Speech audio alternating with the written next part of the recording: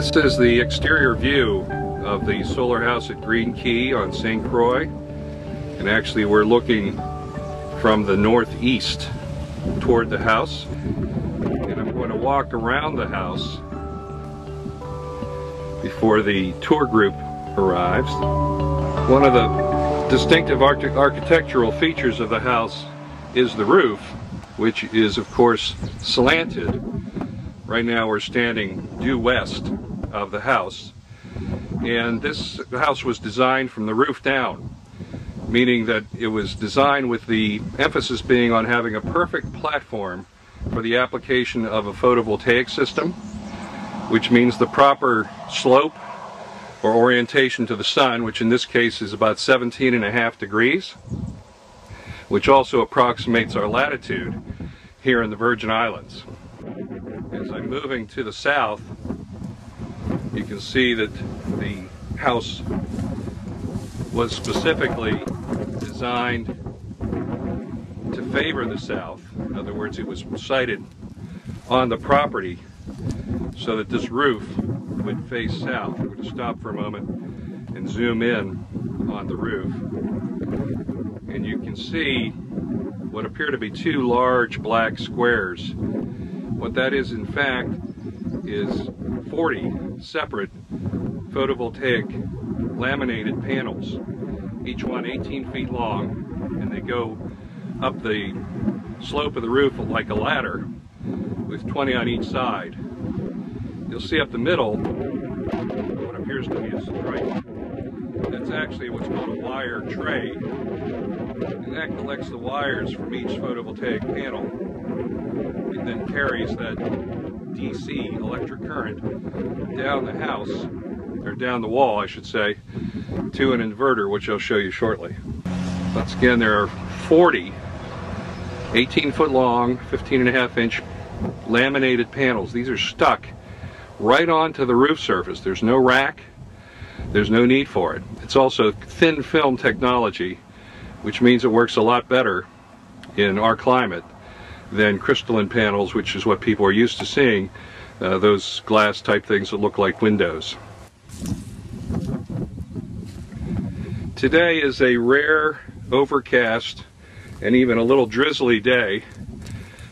We're grateful for the rain, but it would have been nice if it were about an hour or two from now. Be that as it may, the system is still producing electricity, even though it's completely overcast.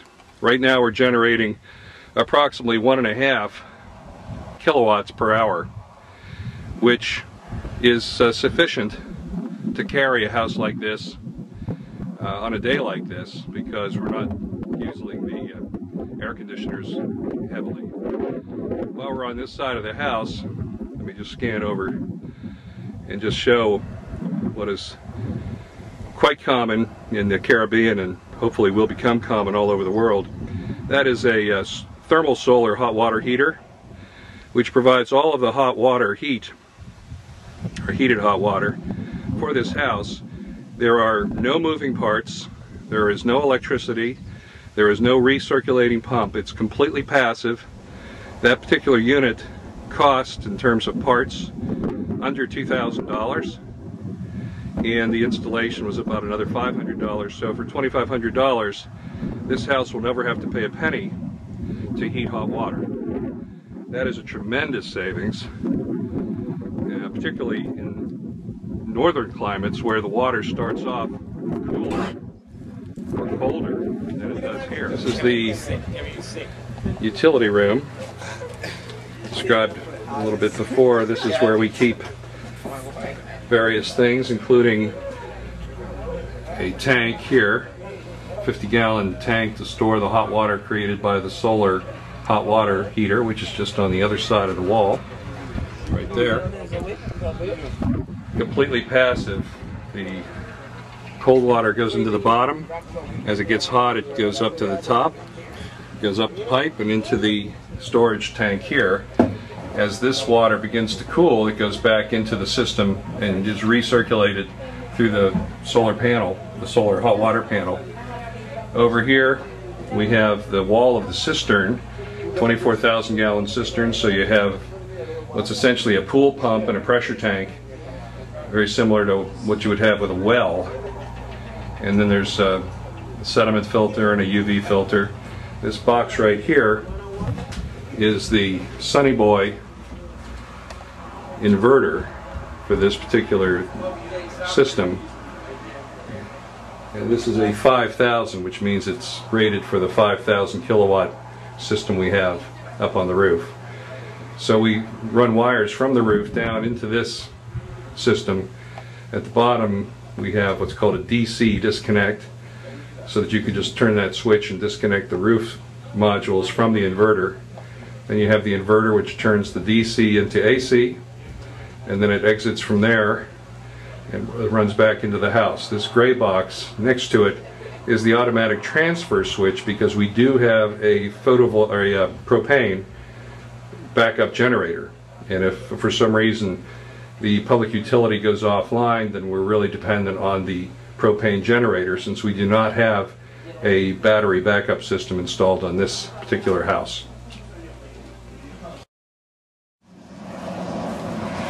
This particular house is actually in a flood zone, and so we were required to put it 3 feet above grade, and so that's why there's this seeming stilt look to it.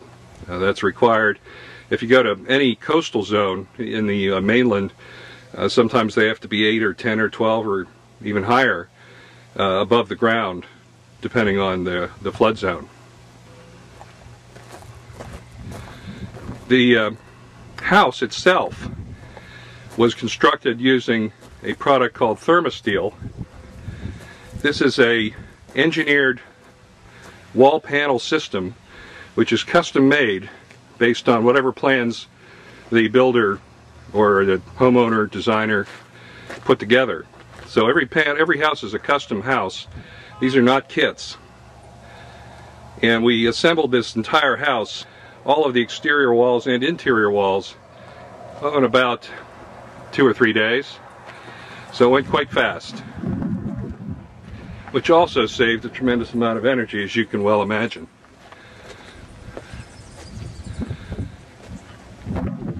Off to the side we have a couple of balconies, and then I'm going to zoom in on the porch, which we actually call galleries down here. And principally I want to show this. This is the end of something we call cisterns down here in the Caribbean. This is actually a holding tank for rainwater, and this particular tank became the floor of the gallery.